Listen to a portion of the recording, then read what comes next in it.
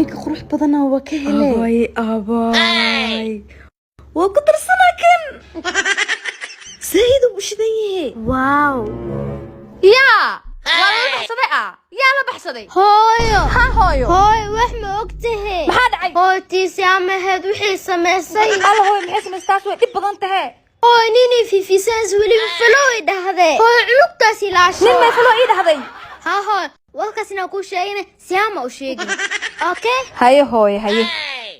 waa maasan haye hooyadey waa ku jeclahay